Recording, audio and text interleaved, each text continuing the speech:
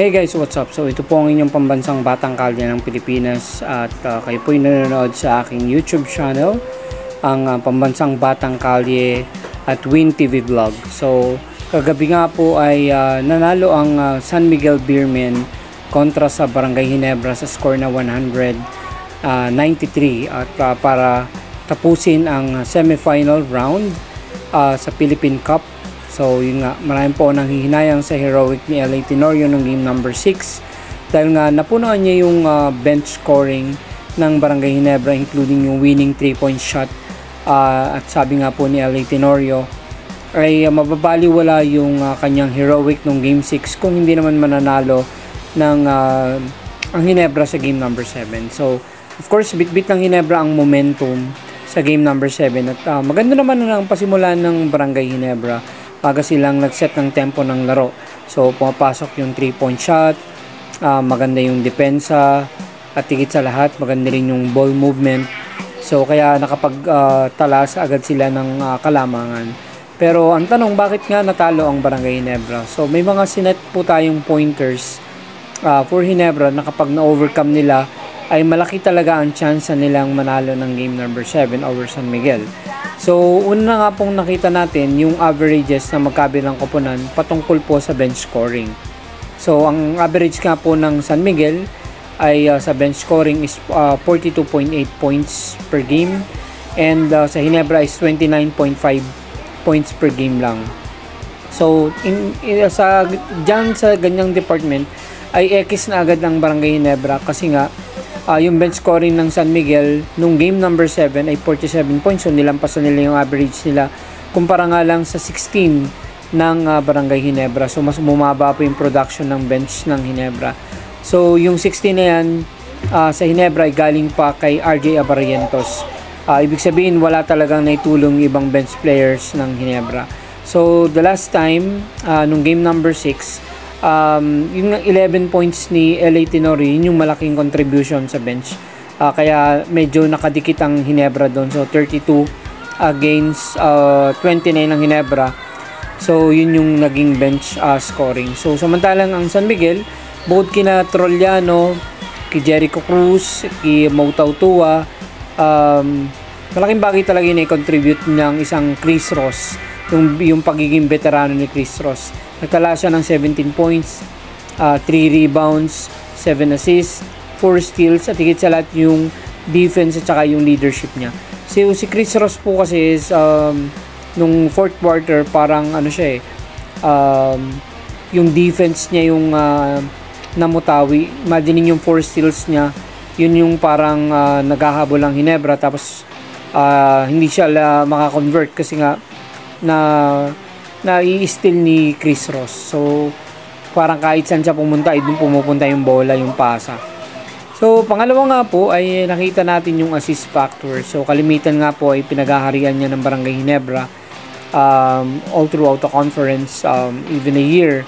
So may average nga po ang Barangay Ginebra sa semifinals na 22.5 assists per game kumpara lamang sa 14.5 assists ng San Miguel. So, pero sa game number 7, it's a different story. 31 assists ang nakuha ng San Miguel, samantalang ang Ginebra ay 28 lang. So, hindi po masama yung 28 assists ng Barangay Ginebra. In fact, kung nag-average lang sila ng 22.5, hindi lampasan talaga nila yung average nila. Ang naging problema po dyan is yung 31 assists naman ng San Miguel. So, kung ang San Miguel is ang average nila is almost 15 assists lang, tapos 31 nung game 7, so ibig sabihin nun dinoble nila yung production nila when it comes to the assist. So that means medyo yung defense ng Ginebra ay lumalaylay, kaya yung assist ng San Miguel ay marami.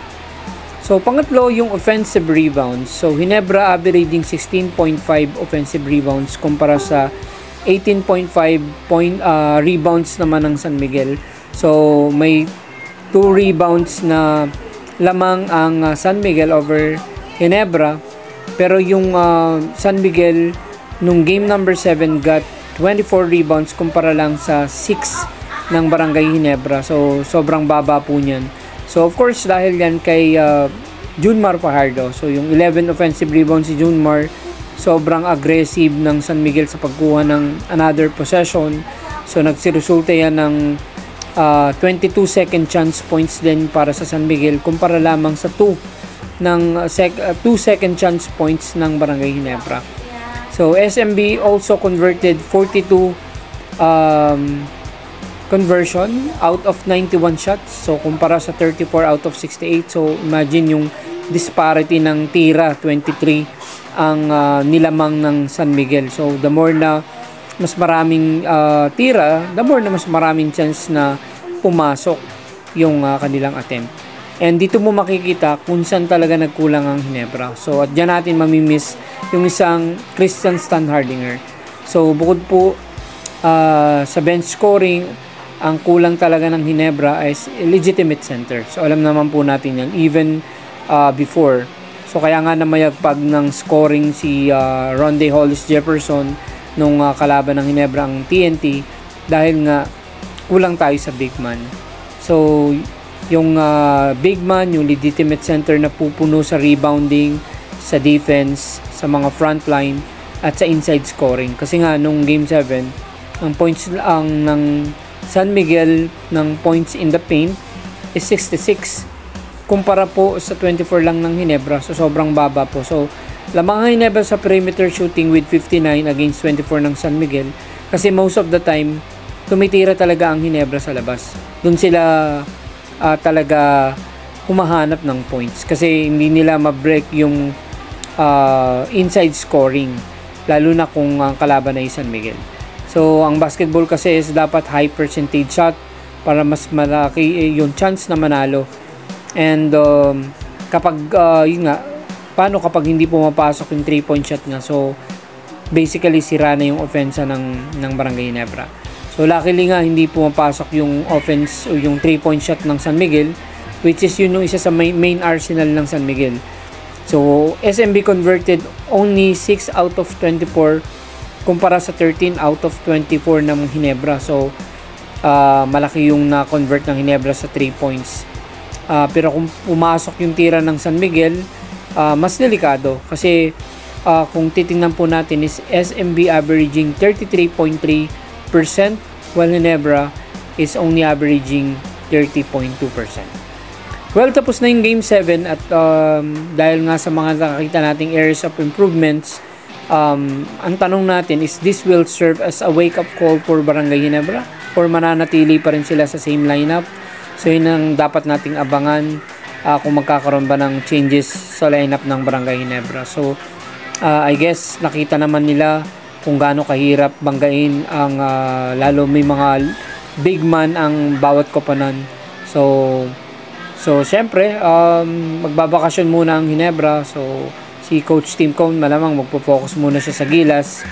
And pero pagbalik kailangan ay may improvement na rin.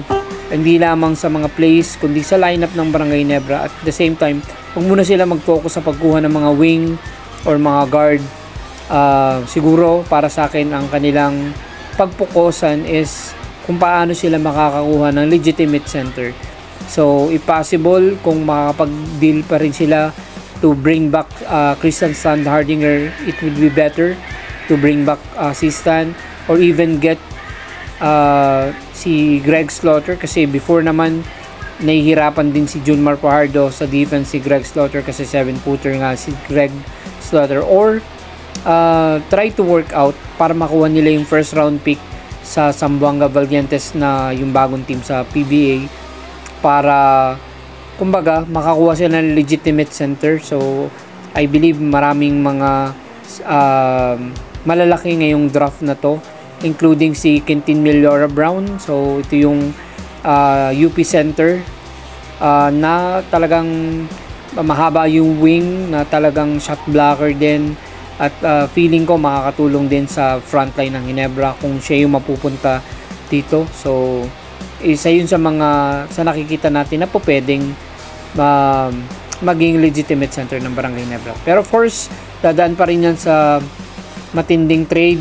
So of course may mga papakawalan na player tsaka ng mga trade asset ng Ginebra, pero ganun talaga. So hindi naman po pwedeng makuha nila yan ng basta-basta. So talagang may mga i-give up silang player.